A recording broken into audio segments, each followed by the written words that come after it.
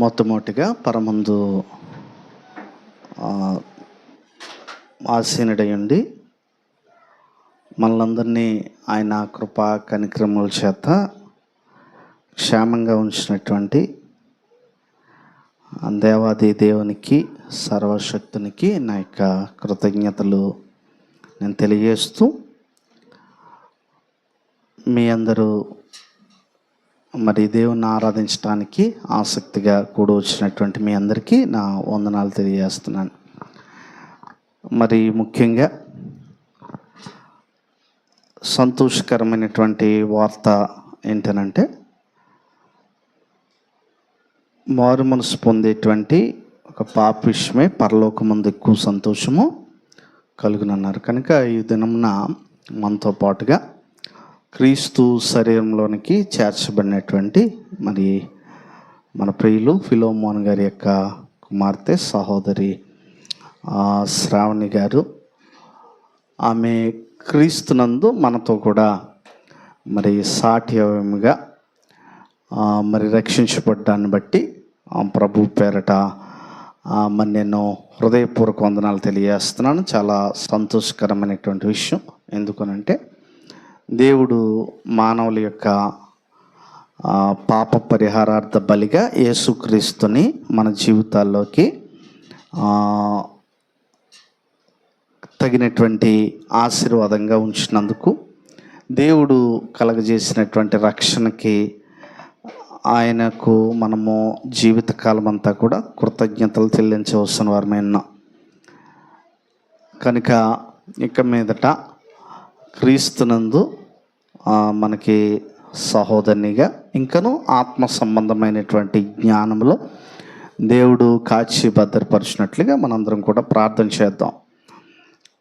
మనుషులందరూ కూడా తిమోతి పత్రికలో ఉంది, రక్షణ పొంది సత్యమును గూర్చిన అనుభవ జ్ఞానం పొందవాలని దేవుడు ఏం చేస్తున్నాడు? ఇచ్చేస్తున్నాడు. దేవుని ఆలోచన ఏంటంటే మనుషులందరూ రక్షణ పొందాలి, అదేవిధంగా సత్యమును గూర్చినటువంటి అనుభవ జ్ఞానం గలవారై ఉండాలని దేవుడు ఇచ్చేస్తున్నాడు. గడిచినటువంటి వారంలో క్రీస్తులో లేనప్పుడు మన యొక్క స్థితి ఏ విధంగా ఉంది అనేటువంటి సంగతులు మనం మాట్లాడుకున్నాం. క్రీస్తులో లేనప్పుడు మన స్థితి ఏ విధంగా ఉంది? ఎఫెసీయులకు రాసిన పత్రిక 2వ అధ్యాయము మొదటి నుంచి మనం చదివినట్లయితే, క్రీస్తులో లేనప్పుడు మనము చచ్చిన వారమై ఉన్నాము. రెండవది ఏంటంటే అవిధేయులమైనటువంటి పిల్లలమై ఉన్నాము. ఈ ప్రపంచ ధర్మము చొప్పున మనము నడుచుకుంటున్నాము. అలాగనే మనమందరము శరీరం యొక్కయు మనస్సు యొక్కయు కోరికలను ఏం చేస్తున్నాము? నెరవేర్చుకుంటూ, ఆ తర్వాత స్వభావ సిద్ధముగా దైవోగ్రతకు ఏమై ఉన్నాం? పాత్రులమై ఉన్నటువంటి మానవులను రక్షించాలనేటువంటి ఆలోచన దేవునికి కలిగింది. అంటే దేవాది దేవుడు మానవుడు ఈ విధమైనటువంటి స్థితిలో ఉంటాడని తెలిసినటువంటి దేవుడు ఆయన ఉగ్రత మానవులపై కుమ్మరించకుండా ఆయన ప్రేమను ద్వారా ఆయన తన వైపుకు యేసుక్రీస్తు ద్వారా తీసుకురావాలనేటువంటి ఆలోచన కలిగి ఉన్నాడు. ఇప్పుడు చూడండి, ఇలాంటి పరిస్థితుల్లో ఉన్నటువంటి వ్యక్తులు, అంటే పాపము అపరాధముల చేతను లేదంటే దైవోగ్రతకు పాత్రులై ఉండడం, ఇలాంటి స్థితి నుంచి మనల్ని రక్షించింది ఎవరు? ఒకటి గమనించాలి. మానవుడు ఈ యొక్క పాపం స్థితిలోంచి, చచ్చిన స్థితిలో నుంచి బయటికి రావడానికి గల ముఖ్యమైనటువంటి కారణం ఏంటనంటే, ఇక చెప్తున్నాడు 4వ వచనంలో, అయినను దేవుడు ఏమై ఉన్నాడండి? ఇక చూడండి, అయినను దేవుడు కరుణా సంపన్నుడే. ఇక్కడ అయినను అనే మాట ఎవరిని ఉద్దేశించి మాట్లాడుతున్నాడు? కరుణా సంపన్నుడు అనేటువంటి మాట మనం ఆలోచించినట్లయితే చక్కని మాట, పర్యాయ పదమది మనం ఆలోచించినట్లయితే ఎలియోస్ అనేటువంటి గ్రీక్ పదం యొక్క మూలార్థం ఏంటంటే దయ యొక్క బాహ్యమైన రూపం. కరుణా సంపన్నుడై ఉన్నాడు. ఎవరి పట్ల ఆయన కరుణా సంపన్నుడై ఉన్నాడు? ఇది మనం ఆలోచించవలసినటువంటి విషయం. ఎందుకు దేవుడు కరుణా సంపన్నుడై ఉన్నాడు మానవుల మీద? అపరాధముల చేత చచ్చిన వారమై ఉన్నటువంటి వారి మీద కరుణా సంపన్నుడై ఉన్నాడు ఆయన. ఈ భూమి మీద మానవులమైనటువంటి మనమందరం కూడా రక్షించబడ్డానికి గల మొట్టమొదటి కారణం ఏంటంటే దేవుడు కరుణా సంపన్నుడు. ఒకటి మనందరం జ్ఞాపకం ఉంచుకోవాలి. ఆ జ్ఞాపకం ఉంచుకోవాల్సినటువంటి విషయం ఏంటంటే, ఇక్కడ కరుణా సంపన్నుడు అంటే రిచ్ ఇన్ మెర్సీ అనేటువంటి మాట, దేవుడు ఏమై ఉన్నాడు అనే దాన్ని బట్టి మనమందరం కూడా ఏం చేయబడ్డాం? రక్షించబడ్డాం. అంటే దేవుడు ఏమై ఉన్నాడు అనే దాన్ని బట్టి రక్షించబడ్డాం తప్ప మనం ఏమై ఉన్నాం అనే దాన్ని బట్టి రక్షించబడలేదు. ఇది మనం గమనించాలి. మనం ఎవరము అనే దాన్ని బట్టి రక్షించబడలేదు. మనం ఎవరం కూడా దేవుడు ఏమై ఉన్నాడనే దాన్ని బట్టి రక్షించబడ్డాం. ఇప్పుడు మీరు గమనించండి, ఇలా ఆలోచించడం వల్ల ఒకవేళ మనం ఇలా ఆలోచిస్తే మొట్టమొదట మన హృదయానికి ఏమనిపిస్తుంది? మీరు చూడండి, నేను అనేటువంటి మాట ఏంటంటే, అయినను దేవుడు కరుణా సంపన్నుడై ఉండి మనము మన అపరాధముల చేత చచ్చిన వారమై ఉండినప్పుడు సైతము, అపరాధముల చేత చచ్చిన వారమై ఉండినప్పుడు సైతము మన ఎడల చూపిన తన మహాప్రేమ చేత మనలను క్రీస్తుతో కూడా ఏం చేశాడు? బ్రతికించిన కృప చేత మీరు రక్షించబడి ఉన్నారు. ఇది చాలా విలువైనటువంటి ప్యాసేజ్. ఎందుకు అనంటే, మనం ఏమై ఉన్నామనేటువంటి దాన్ని బట్టి మనం ఎవరూ రక్షించబడలేదు. ఇక్కడ చూడండి, మనం ఈ యొక్క మాటల్లో చూసినట్లయితే, చచ్చిన వారమై ఉండినప్పుడు సైతము మన ఎడల చూపిన తన మహా ప్రేమ. ఎప్పుడు చూపించాడు ఈ ప్రేమ? మీరు ఆలోచించండి. మానవుడు ఈ భూమి మీద ఉన్నప్పుడు మనందరం కూడా ఆలోచించినట్లయితే, మనందరం ఆలోచించవలసినటువంటి విషయం ఏంటంటే, మనం రక్షించబడ్డానికి కారకులం మనం కాదు. మనం రక్షించబడ్డానికి కారకులం మనం కాదు. అందుకే ఇక్కడ చెప్తున్నాడు ఏమంటే, కృప చేత మీరు ఏం చేయబడ్డారు? You are saved by grace only. కృప చేతనే మీరు ఏం చేయబడ్డారు? కృప అనేటువంటి మాటకి చాలాసార్లు మనం చూసినటువంటి అర్థమే. దాని యొక్క అర్థం ఏంటంటే, కృప అనేటువంటిది ఒక అర్హత లేనటువంటి వ్యక్తికి అర్హతను కలిగించేటువంటి ప్రక్రియ. దీనికి మూలార్థం యేసు ప్రభువారు ఎక్కడ చెప్పారంటే ఉపమానాల్లో చెప్పారు. లోకాసు సువార్త బహుశా 15వ అధ్యాయంలో తప్పిపోయిన యొక్క కుమారుడు ఉదాహరణ ఇది చాలా లోతుగా అర్థం చేసుకుంటూ మనకు సహకరించేటువంటిది. తప్పిపోయిన కుమారుడు గురించి మనం ఆలోచించినట్లయితే, తప్పిపోయిన కుమారుడు అక్కడ మీరు ఆలోచించండి, తప్పిపోయినటువంటి కుమారుడు పట్ల తండ్రి ఎలాంటి ఆలోచన కలిగి ఉన్నాడు? సాధారణంగా మీరు చూడండి, ఎవరన్నా తప్పిపోతే వాళ్ళ పట్ల మనం ఎలాంటి ఆలోచన కలిగి ఉంటాం? కానీ ఇక్కడ మా దేవుడు చూడండి ఏం చేశాడంటే, తప్పిపోయిన వారి పట్ల తన మహాప్రేమ. ఇప్పుడు చూడండి, తప్పిపోయిన కుమారుడు, అందులో చిన్న కుమారుడు ఏం చేశాడు? మనం ఆలోచించినట్లయితే, తనకు ఉన్నటువంటిది అంతా కూడా, తన ఆస్తిని అంతా తీసుకొని దుర్వ్యాపారం వల్ల ఏం చేశాడు? పాడు చేశాడు. దుర్వ్యాపారం వల్ల పాడు చేసినప్పుడు మీరు గమనించండి, అతనిలో ఒక ఆలోచించినట్లయితే లోకాసు వార్తలో చూడండి 15వ అధ్యాయంలో మాట మనం చూడొచ్చు. 15వ అధ్యాయము చూడండి, ఇక్కడ తప్పిపోయిన కుమారుడు ఓ మాట అనుకున్నాడు. 17వ వచనము, 15వ అధ్యాయం 17వ వచనం. అయితే బుద్ధి వచ్చినప్పుడు వాడు నా తండ్రి వద్ద ఎంతోమంది కూలివాండ్రకు అన్నము సమృద్ధిగా ఉన్నది, నేనైతే ఇక్కడ ఆకలికి చచ్చిపోచున్నాను. నేను లేచి నా తండ్రి వద్దకు వెళ్ళి, తండ్రి, నేను పరలోకమునకు విరోధముగాను నీ ఎదుటను ఏం చేశానంటున్నాడు? పాపము చేసి తిని, ఇక మీదట నీ కుమారుడనని అనిపించుకుంటకు యోగ్యుడను కాను. నన్ను నీ కూలివానిలో ఒకనిగా పెట్టుకొనుమని అతనితో చెప్పుదుననుకొని లేచి తండ్రి వద్దకు వచ్చెను. ఇప్పుడు చూడండి, ఇతను ఏ ఆలోచనతో వెనక తిరిగి వెళ్తున్నాడు? దేవుడు ప్రేమకు ఏంటనంటే మానవుడు పాపానికి శిక్ష ఇయ్యాలని అనుకుంటాడు. మానవులందరికీ కూడా ఆలోచించేటువంటి విషయం ఏంటంటే పాపానికి శిక్ష ఇస్తేనే కొంతమంది హృదయాలు సాటిస్ఫై అవుతాయి. దేవుడు కూడా మీరు ఆలోచించినట్లయితే పరిశుద్ధుడైనటువంటి దేవుడు పాపిని ప్రేమించాలనంటే అతని పాపము అనేటువంటిది అతనిలో ఉండడానికి వీల్లేదు. పాపిని ఒకవేళ మీరు కనుక ఆలోచించినట్లయితే మీరు అతని పాపితో తండ్రి అయినటువంటి దేవుడు సహవాసం చేయలేడు. కాబట్టి మీరు ఆలోచించండి, పాపానికి శిక్ష ఎవరి మీద విధించాడు? ఆయన యేసుక్రీస్తు ప్రభువు మీద విధించాడు. సర్వ మానవాళి యొక్క పాప పరిహారార్థ బలిగా ఎవరున్నారనంటే యేసుక్రీస్తు ప్రభు ఉన్నాడు. ఎవరి మీద వేశాడు ఆయన? మీరు ఆలోచించండి, యేసుక్రీస్తు ప్రభు మనందరి పాపాల నిమిత్తము కలవరసిల్లో చనిపోయాడనేటువంటి భావన మనలో ఎలాంటి ఆలోచనలు కలిగిస్తుంది? అసలు ఎవరు చనిపోయారు? అసలు గమనించండి, మనం చనిపోయిన ఇప్పుడు చూడండి, శిక్ష సాధారణంగా ఎవరికేస్తారు? శిక్ష సాధారణంగా ఎవరికేస్తారు? పొరపాటు చేసినటువంటి వారికి శిక్ష వేస్తారు. ఇప్పుడు యేసు ప్రభు స్థానంలో మనందరం ఉండవలసినటువంటి వారమై ఉన్నాం.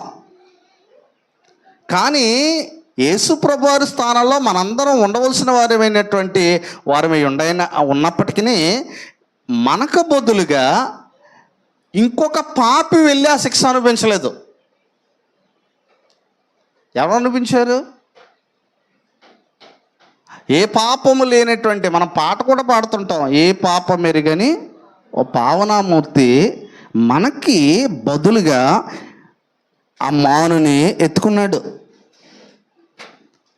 యేసు ఈ రక్షణ అనేటువంటిది చాలా ఉచితమైనటువంటి కృప, చాలా విలువైనటువంటిది. దేవుడు మానవులందరి కొరకు యేసుక్రీస్తు ప్రభువుని ఈ లోకానికి పంపించాలనేటువంటి ఉద్దేశము చాలా ఉన్నతమైనటువంటి ఆలోచన. ఎందుకంటే యేసుక్రీస్తు ప్రభువారు ఈ లోకానికి వచ్చినప్పుడు ఆయన యొద్ద ఏ పాపం లేదు, ఏ కపటము లేదు. ఆయన అందరికంటే ఎక్కువగా శ్రమ పడినటువంటి వ్యక్తి. ఎలాంటి శ్రమలు అనిపించాడు ఆయన? మీరు ఆలోచించండి, ఆయన శ్రమలు అడుగుడిగినా కూడా ఈ భూమి మీదకి వచ్చినప్పుడు ఆయన ఎవరో పట్టించుకోలేదు. ఇది యేసుక్రీస్తు ప్రభువారి యొక్క త్యాగానికి సాదృశ్యంగా ఉంది. అసలు సమస్తము ఎవరి ద్వారా నిర్మితమయ్యాయి? ఆయన ద్వారాను. కలిగి ఉన్నది ఏదో ఆయన లేకుండా కలగలేదు. అలాంటి ఆయన భూమి మీదకి వచ్చినప్పుడు మీరు, ఇది చాలా విలువైనటువంటి మాట. ఎంత అవమానాన్ని ఆయన భరించాడంటే మీరు చూడండి, అప్పుడప్పుడు చూడండి, చాలాసార్లు ఒక ఇల్లు కట్టడానికి ఉపయోగించేటువంటి ఒక ప్రణాళికను మనము జ్ఞాపకం చేసుకుందాం. ఒకరెవరో డబ్బులు పంపిస్తూ ఒక ఇల్లు కట్టమన్నారు. డబ్బులన్నీ ఎవరు పంపిస్తున్నారు? వారు కట్టారు. అయితే ఇల్లు కట్టబడింది. ఇల్లంతా కూడా చాలా చక్కగా కట్టబడింది.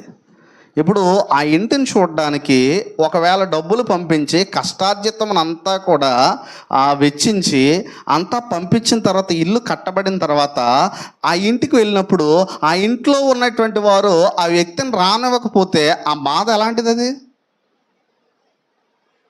ఎగ్జాక్ట్లీ యేసుప్రభు అదే భరించాడు ఈ భూమి మీద. ఈ భూమి మీదకి వచ్చినప్పుడు మీరు గమనించండి, మనం చాలాసార్లు తగ్గించుకోవడానికి చాలా వెనక ముందు ఆలోచిస్తాం. మనం తగ్గించుకోవాలంటే మన పరిస్థితులు గుర్తొస్తాయి, మన జీవితం గుర్తొస్తుంది, మన బ్యాక్గ్రౌండ్ గుర్తొస్తుంది, మనకున్న అన్నీ గుర్తొస్తూ ఉంటాయి. కానీ యేసు ప్రభు ఈ లోకానికి వచ్చినప్పుడు మీరు కనుక ఆలోచించినట్లయితే ఎవరు భూమి మీద అంటే ఆయన సృష్టికర్త అయ్యుండి ఒక రకంగా ఏం చేశాడంటే ఈ భూమి మీదకి వచ్చి మొట్టమొదటిగా ఏం చేశాడంటే ఆయన ఎంతో అవమానాన్ని భరించాడు. మామూలు అవమానాన్ని భరించలేదు, ఆయన చాలా ఘోరమైనటువంటి అవమానాన్ని భరించాడు. మీరు కనుక చూసినట్లయితే అలాంటి త్యాగము యేసుక్రీస్తు ప్రభు మన కొరకు చేశాడు. అంత మాత్రమే కాదు, ఆ అవమానంతో అయిపోయిందా? ఎలాంటి అవమానాలను భరించుకుంటూ వచ్చాడు ఆయన ఈ భూమి మీద ఉండగా? మీరు గమనించండి, ఆయన శరీరముతో ఉండగానే, అందుకే శరీరంతో ఆయన 2 కారణాలను బట్టి వచ్చాడు. ఇక్కడ పౌలు గారు 2 కారణాలు. ఒకటి రక్షించడానికి, అంటే మానవులు రక్షించడానికి ఈ లోకంలోనికి ఆయన వచ్చాడు. రెండో ముఖ్యమైనటువంటి కారణం ఏంటంటే, మనం ఆలోచించినట్లయితే ఆయన తిరిగి 3వ దినాన్ని ఏం చేశాడు? ఆయన తిరిగి లేచాడు. మీరు ఆలోచించండి, క్రైస్తవ్యం యొక్క ఔన్నత్యత ఎక్కడ అర్థమవుతూ ఉంటుందంటే, యేసు మరణము, సమాధి, 3వది ఏంటి? పునరుద్ధానము. అసలు మీరు గమనించండి, ఈ 3 వాటి మీద బేస్ అయ్యే మన జీవిత లక్ష్యం అనేటువంటిది ఎప్పుడూ ఉంటుంది. యేసుక్రీస్తు మరణం ఎందుకు? మనందరి పాపాల నిమిత్తం మనల్ని ఏం చేయడానికి? రక్షించడానికి. రెండోది, ఓకే, సాధారణంగా రక్షించబడినటువంటి వాడికి రక్షించబట్టి ఏం లాభం? ఒకవేళ మనం అనుకోవచ్చు, రక్షించబడడం వల్ల ఏంటి లాభం? మనం భూమి మీదే ఉన్నాం కదా, అందరితో పాటు భూమి మీదే కలుసుకుంటున్నాం కదా అనేటువంటి ఆలోచన కనుక మనకు ఉన్నట్లయితే, రోమీలకు రాసిన పత్రికలో ఏమంటాడనంటే, క్రీస్తునందున్న వారికి ఏ శిక్ష విధిలేదు అనేటువంటి మాట అపోస్తలుడైనటువంటి పౌలు గారు జ్ఞాపకం చేస్తున్నారు. ఇంకొక ప్రాముఖ్యమైనటువంటి సంగతి ఏంటంటే, యేసు ప్రభు వారు సమాధిలో లేడు. మీరు గమనించండి, ఆయన ఏమైపోలేదు, సమాధిలో అలాగే ఉండిపోలేదు. ఆయన మళ్ళా ఏం చేశాడు? తిరిగి లేచాడు. మీరు గమనించండి, ఇదే విషయాన్ని బాప్తిసములో చాలా లోతైనటువంటి అధ్యయనంగా బాప్తిసాన్ని తీసుకొని అక్కడ పెట్టడం జరిగింది. రోమీలకు రాసిన పత్రికలో మనకు చెప్పబడుతుంది ఏమంటున్నాడనంటే, 6వ అధ్యాయంలో, రోమీలకు రాసిన పత్రిక 6వ అధ్యాయంలో చూడండి 6వ అధ్యాయము 3వ వచనంలో చెప్తున్నాడు. 6వ అధ్యాయం 3వ వచనం, క్రీస్తు యేసులోనికి బాప్తిసం పొందిన మనమందరము ఆయన మరణములోనికి బాప్తిసం పొందితమని మీరు ఎరుగరా. కాబట్టి తండ్రి మహిమ వలన క్రీస్తు మృతుల్లో నుండి ఎలాగూ లేపబడినో అలాగనే మనమును నూతన జీవం పొందిన వారమే నడుచుకున్నట్లు మనము బాప్తిసం వలన మరణములో పాలు పొందుటకే ఆయనతో కూడా ఏం చేయబడ్డాం? ఇప్పుడు మీరు గమనించండి, బాప్తిసం అనేటువంటిది చాలా ఔన్నత్యమైనటువంటిది. ఎందుకు అనంటే, నూతన జీవము కలిగినటువంటి వారమే ఈ భూమి మీద జీవించడానికి బాప్తిసం అనేటువంటిది చాలా అవసరమై ఉన్నది. ఇక చెప్తున్నాడు, మనమందరం కూడా ఎవరి మరణంలో పాలు పొందుటకే, అందుకే బాప్తిసం వలన మరణంలో పాలు పొందుటకే ఆయనతో కూడా, ఆయన శరీరం ఏమైపోయింది? మీరు గమనించండి, సిలువ మీద ఆయన శరీరం ఏమైపోయింది? నలగొట్టబడింది. ఆయన రక్తం కాచాడు, చివరికైనా సిలువ మీద ఏమైపోయాడు? చనిపోయాడు. ఇప్పుడు ఆయన ఏం చేశారు? సమాధి చేశారు. 3వ దినాన్ని ఏం చేశాడు? తిరిగి లేచాడు. ఇప్పుడు మీరు గమనించండి, ఈరోజు మనము కూడా శరీర సంబంధమైనటువంటి స్వభావమును బాప్తిసం ద్వారా ఏం చేస్తున్నామంటే సిలువ వేస్తున్నాం.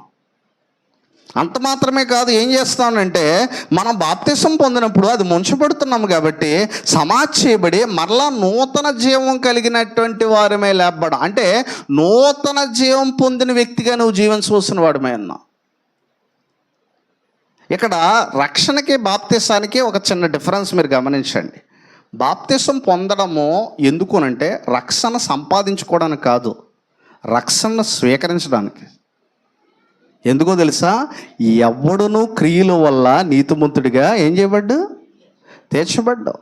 బాప్తిసం పొందడం అనేటువంటి ప్రక్రియ ఎందుకంటే, ఆల్రెడీ దేవుడు ఇచ్చేటువంటి రక్షణ మనం స్వీకరించడమే కానీ బాప్తిసం పొందాను కాబట్టి నేను రక్షణ సంపాదించుకున్నాను అనేటువంటి అతిశయం ఎవడు కొనడానికి వీల్లేదు. ఈ రోజున మనం ఎవ్వరం కూడా క్రీస్తు ముందు అతిశయించడానికి వీల్లేదు. ఎందుకో తెలుసా?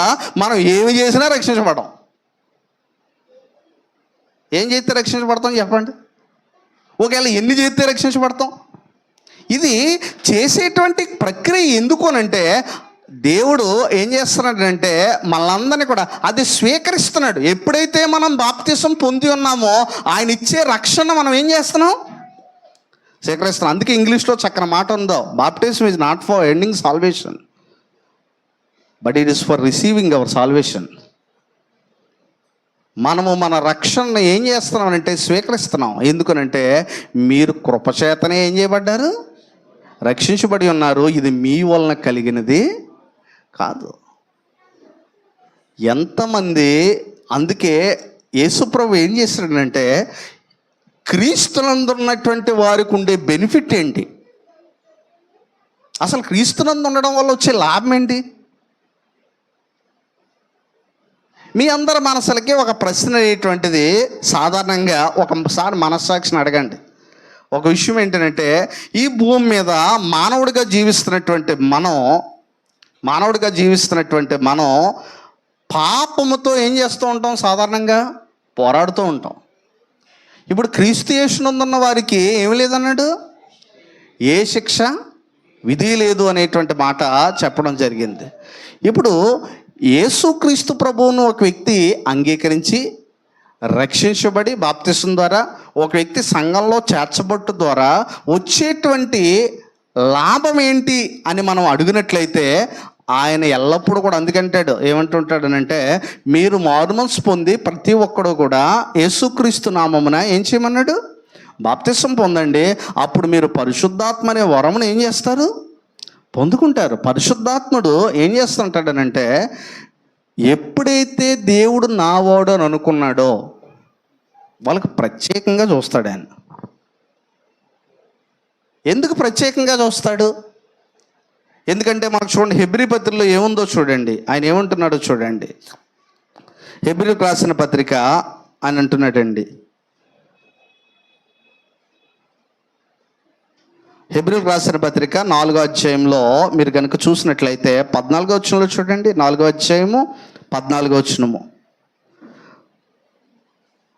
హెబ్రీలకు రాసిన పత్రిక 4వ అధ్యాయం 14వ వచనం. ఆకాశ మండలం గుండా వెళ్ళిన దేవుని కుమారుడైన యేసు అను గొప్ప ప్రధాన యాజకుడు మనకున్నాడు గనుక మనం ఒప్పుకున్న దానిని గట్టిగా ఏం చేస్తాం, చేపట్టుదుము. మన ప్రధాన యాజకుడు మన బలహీనతలందు మనతో సహానుభవం లేనివాడు కాడు, కానీ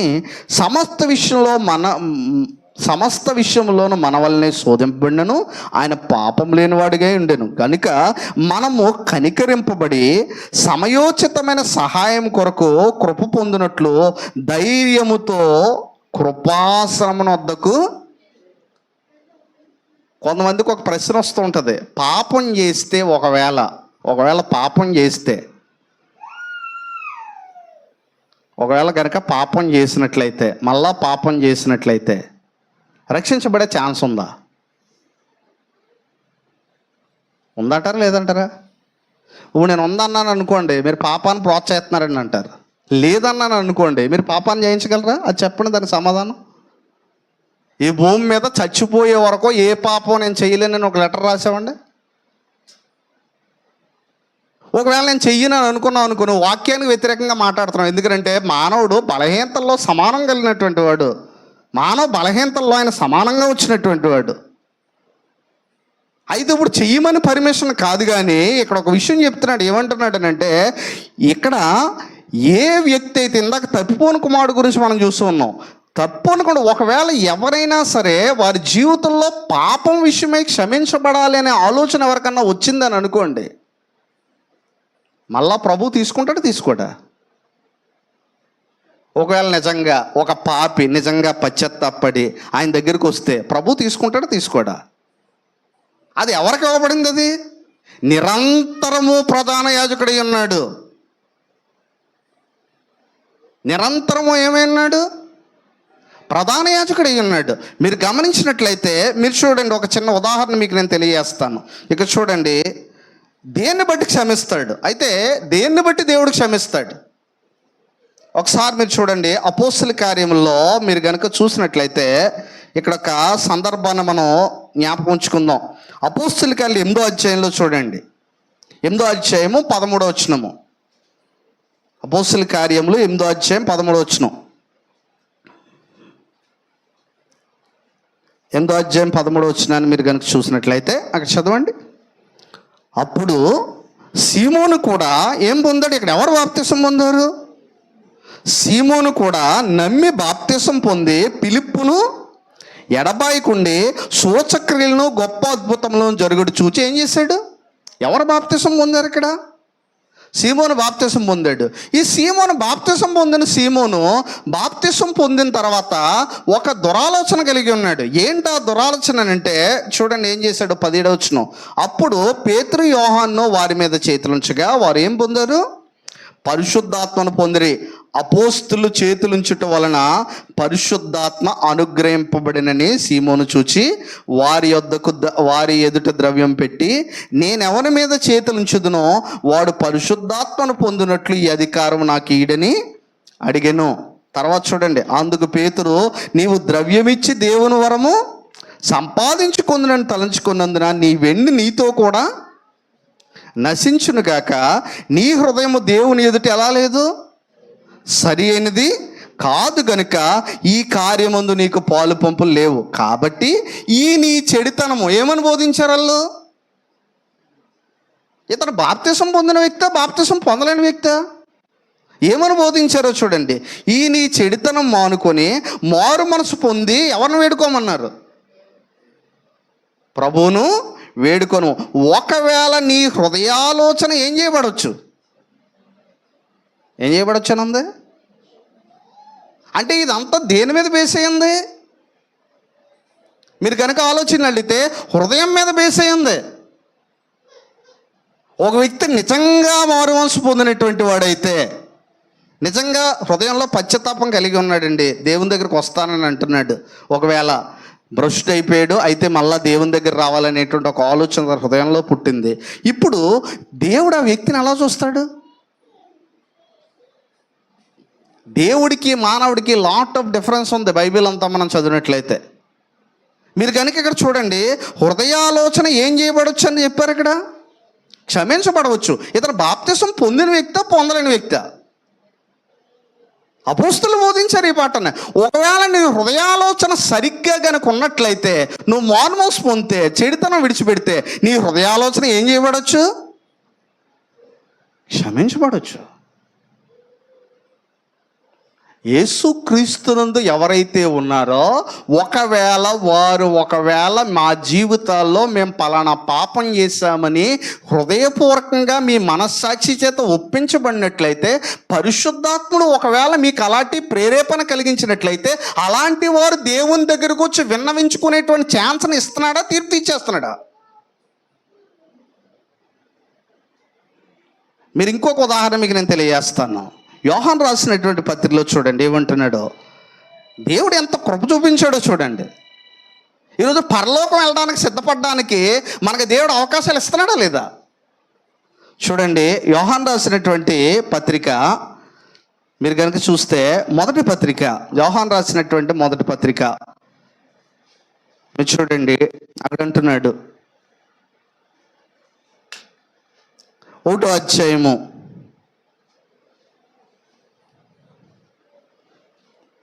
1వ అధ్యాయం, యోహాను రాసినటువంటి మొదటి పత్రిక 1వ అధ్యాయము. అయితే ఆయన 1వ అధ్యాయము 7వ వచనము. అయితే ఆయన వెలుగులోనున్న ప్రకారము మనమును వెలుగులో నడిచిన యెడల మనము అన్యోన్య సహవాసము గలవారమై ఉందుము.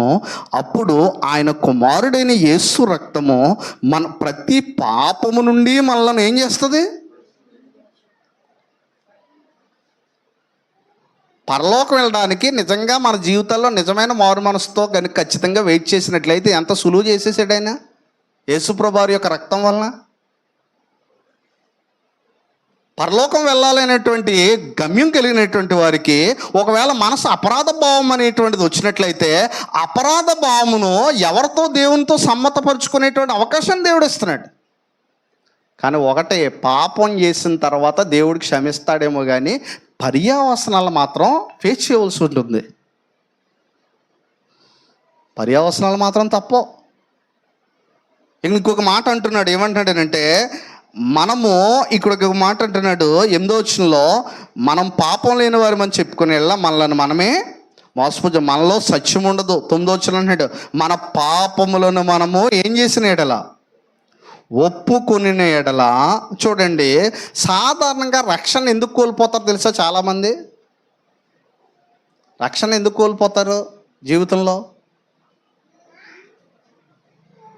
రక్షణ కోల్పోవడంలో ఉన్నటువంటి గొప్ప ప్రమాదం ఏంటంటే, మన పాపము మనం ఎన్నిసార్లు హెచ్చరిస్తున్నప్పటికీ, దేవుడు ఎన్ని అవకాశాలు ఇస్తున్నప్పటికీ, మన పాపములను మనం ఒప్పుకొనిన ఎడల, ఇక్కడ ఏమో మాట అంటున్నాడు, మన పాపములను మనం ఏం చేసిన ఎడల అంటున్నాడు, ఒప్పుకొనిన ఎడల.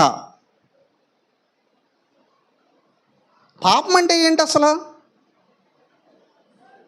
మీరు గమనించండి, నిజంగా బైబిల్లో ఇన్ని ఆజ్ఞలు ఉన్నాయి కదా, ఇన్ని ఆజ్ఞల విషయంలో అన్ని ఆజ్ఞలు చేసేస్తున్నానని మీకు ఎవరికైనా అనిపిస్తుందా? ఎన్ని ఆజ్ఞలు ఉన్నాయి జీవితం? ఎన్ని ఆజ్ఞలు ఉన్నాయి బైబిల్ గ్రంథంలో? చాలా ఆజ్ఞలు ఉన్నాయి కదా. మీరు గమనించండి, ఒకవేళ ఆరాధన రావడం అదొక ఆజ్ఞ అనవచ్చు. అసూయ తీసుకున్నావా? నిజంగా ఒక వ్యక్తిని నిజంగా యథార్థంగా క్షమించగలవా నువ్వు? అంటే క్షమించట్లేనంత కాలం కూడా కొత్త నిబంధన ప్రకారంగా మనం ఏం చేస్తున్నాం? పాపం చేస్తున్నావు. ఎందుకనంటే, నువ్వు నా కోసం కలవరసిల్లో బలైపోయి రక్తం కాచినా, నువ్వు నన్ను క్షమించినా నేను ఎదుటిని క్షమించలేకపోతున్నాను. మొన్న దైవజనుల దగ్గరికి ఒక చిన్న కన్వర్సేషన్లో ఒక మాట వస్తే నేను ఒక మాట అడిగాను. ఆ దైవజనులు జ్ఞానసుధీర్ గారు ఒక మాట చెప్పారు. సారు, ఒక వ్యక్తిని తప్పు చేశాడని మీకు తెలిసింది కదా, అతను క్షమాపణ అడిగాడంటే ఆయన మాట అన్నాడు. ఏమన్నాడు తెలుసా? దేవుడే క్షమించగలిగినప్పుడు క్షమించకపోవడానికి నేను ఏ పాటి వాడిని? దేవుడు ఒక వ్యక్తిని క్షమించగలిగినప్పుడు నేను క్షమించకపోయి కూర్చుంటానంటే నేను ఎవరికంటే గొప్ప అనుకుంటున్నాను? అంతేనా? దేవుడు ఇచ్చేటువంటి స్థాయిలను ఏ మానవుడు మూయలేడు.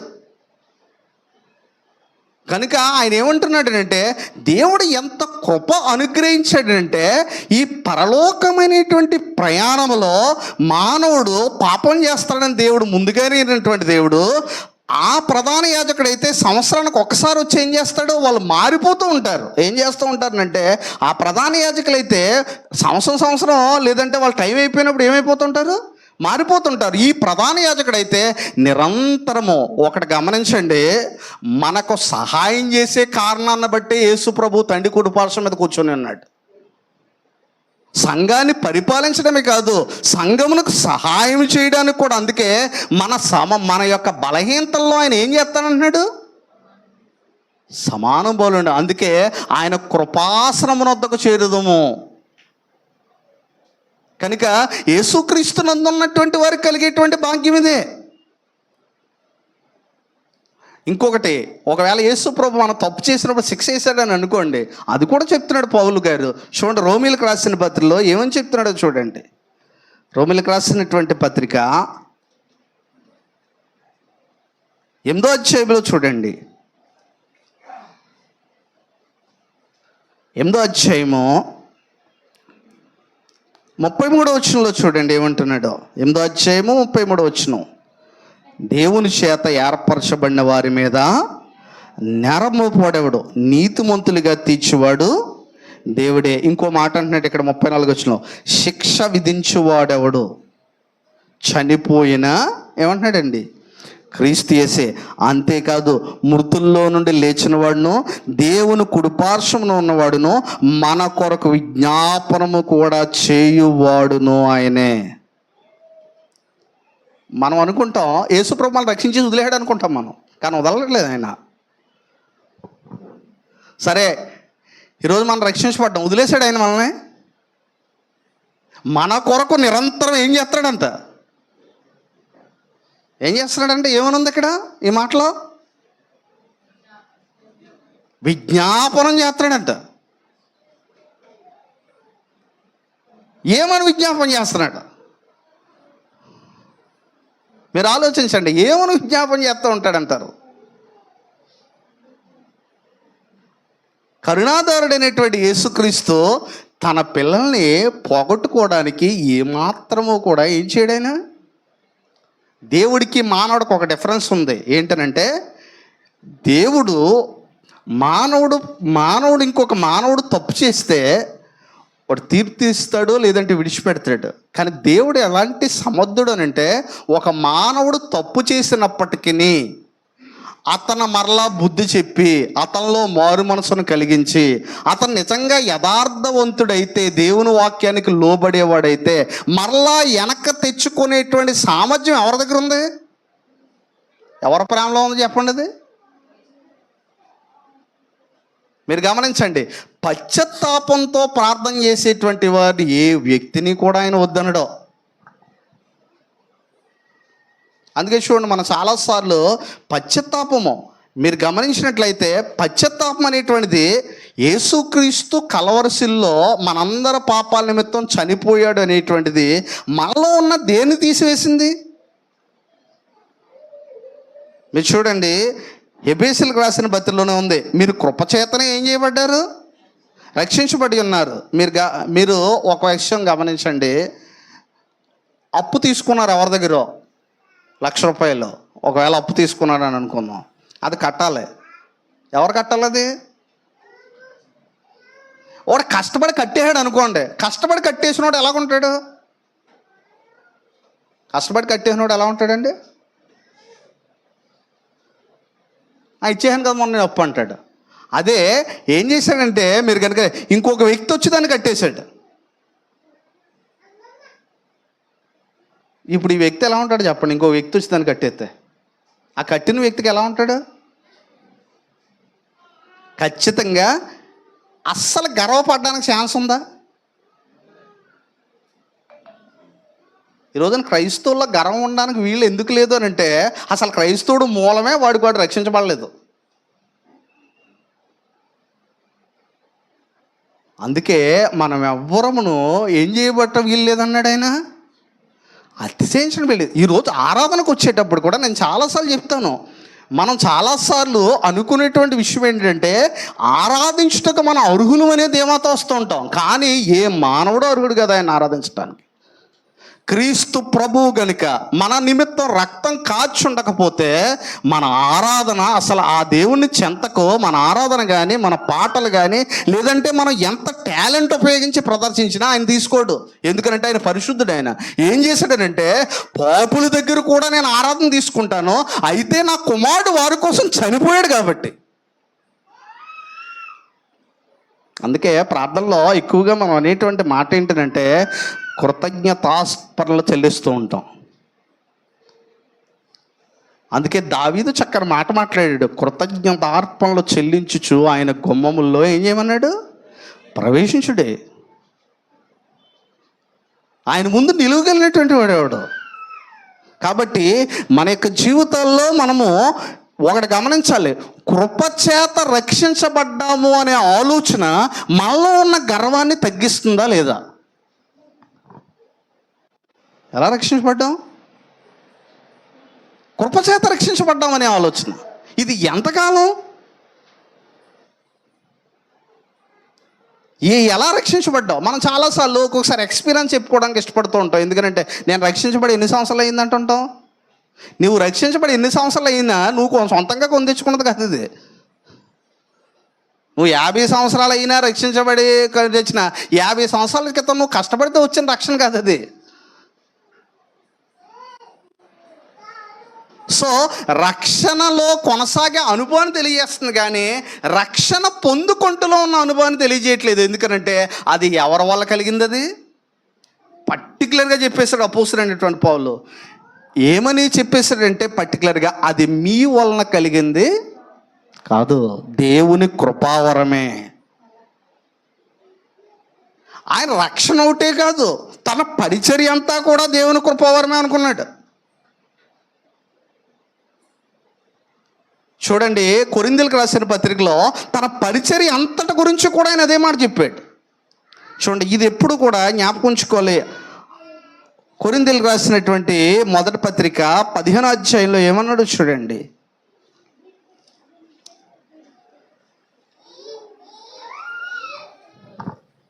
రాసినటువంటి మొదటి పత్రిక 15వ అధ్యాయము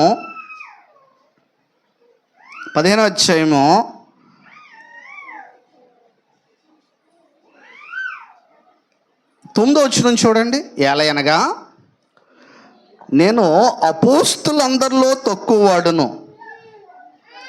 దేవుని సంఘమును హింసించినందున అపోస్తలుడు అనబడుటకు నేనేం కాదన్నాడు, యోగ్యుని కాదు.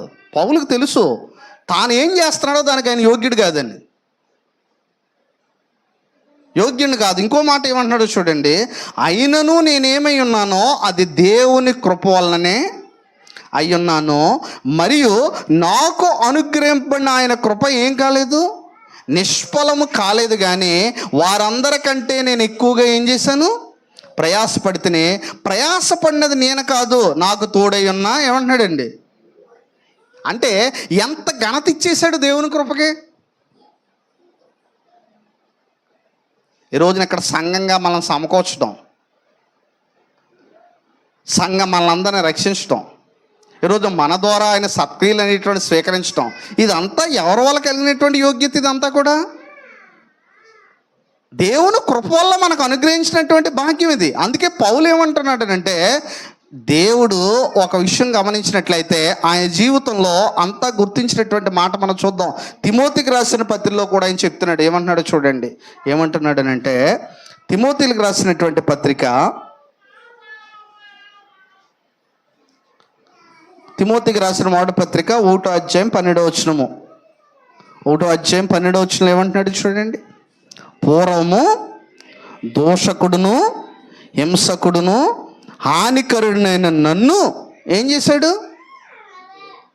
తన పరిచర్యకు ఏం చేశాడు, నియమించి. ఎవరు నియమించాడు తన పరిచర్యకి? పూర్వము దోషకుడిని హింసకుడిని, మూడోది ఏంటి, హానికరుడైన నన్ను ఆ టైంలో ఏం చూసి పరిచయం నియమించి ఉంటాడో చెప్పండి. ఏం చూసి నియమిస్తాడు? ఎవరినన్నా ఒక కంపెనీలో పెట్టుకోవాలంటే ముందే రాసేస్తారు, అర్హతలు ఇవి ఉండాలని, డిగ్రీ పాస్ అయ్యి ఉండాలి, కింద ఇవి ఉండాలి, ఇవి ఉండాలని. అసలు ఏం చూస్తాను పరిచర్యకు నియమించాడు? మీరు గమనించండి, ఇక్కడ మళ్ళీ అంటున్నాడు, పూర్వం దోషకుడును హింసకుడును హానికరిని నన్ను తన పరిచర్యకు నియమించి నమ్మకమైన వాంచిగా ఎంచినందుకు నన్ను బలపరిచిన మన ప్రభు అయిన యేసు క్రీస్తుకు నేను ఏమై ఉన్నాను, కృతజ్ఞ. అంటే దిక్కులేని నా పట్ల ఆయన ఏమై ఉన్నాడు. పౌలు అంతటి వాడే తన జీవితంలో ఎప్పుడూ అతిశయించడానికి అవకాశం ఎతకలేదు. అస్సలు అంత పరిచయం చేసినటువంటి పౌలు కూడా తన జీవితంలో ఎక్కడా కూడా ఏమని గ్రహించాడంటే ఇదంతా ఆయన కృపే. ఒకటి మాత్రం గమనించేటువంటి విషయం ఏంటంటే, ఆయన ఎన్ని చేసినా నా కృప. అందుకే ఆయన మాట మాటకు అనేవాడు, నన్ను బలపరచు అని అందే నేను ఏం చేయగలను, సమస్తమును ఏం చేస్తాను, చేయగలను. మనుషుల్ని తన రక్తంతో కొన్నటువంటి దేవుడు ఈ మహోన్నతమైనటువంటి ఈ పనిని, ఈ మహోన్నతమైనటువంటి సంఘంలో కొనసాగేటువంటి ఒక యోగ్యతని కలగజేసిన వాడు ఎవరు? దేవుడే. కనుక తన వాక్యానికి మనం ఏ విధంగా ఉండాలంటే నమ్మకంగా ఉండాలి. ఎందుకంటే దేవుడు ఏ వాక్యం అయితే మనకి ప్రకటిస్తూ ఉన్నాడో ఆ వాక్యానికి మనం ఎప్పుడు కూడా నమ్మకంగా ఉండాలి. ఎందుకంటే ఇది నా కొరకే ఆయన మాట్లాడుతున్నాడు, ఇది నాకే ఇది బోధించబడుతుంది. మనలో ఎక్కువ మంది ఎక్కడ పడిపోతూ ఉంటామనంటే, ఈ వాక్యము వలన మనం ఆలోచించినట్లయితే ఈ వాక్యము నాకు కాదు అని అనుకోవడం. చూడండి, ఈ వచనాలన్నీ చదివినప్పుడు, బైబిల్ చదివేటప్పుడు ఎంతమంది కన్నీళ్ళు వస్తూ ఉంటాయి నిజంగా ఆలోచించండి. ఎందుకనంటే నాలాంటి వాడు ఈ బైబిల్ చదవడం ఏంటి, లేదంటే నాకు ఈ భాగ్యాన్ని అనుగ్రహించి మళ్ళా దేవుడు ఏం చేశాడంటే, ఇదిగో మేము దేవుడు ఏం చేయలేదు అని అంటే, ఇదిగో మిమ్మల్ని రక్షించాను, ఇంకా మిమ్మల్ని మీరు కాపాడుకొని పరలోకం వచ్చేయండి అని అనలేదు. మిమ్మల్ని పరలోకం తీసుకువెళ్ళేదాకా కూడా నేను ప్రధాన యాజకుడిగా ఉంటాను.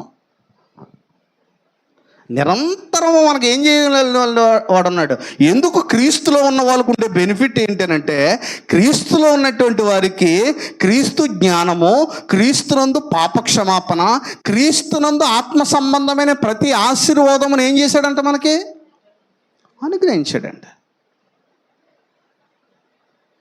క్రీస్తునందున్నవాడే పాపాన్ని జయించగలడు. ఎందుకనంటే పాపాన్ని జయించిన వాడు యేసుక్రీస్తు ఒక్కడే కాబట్టి.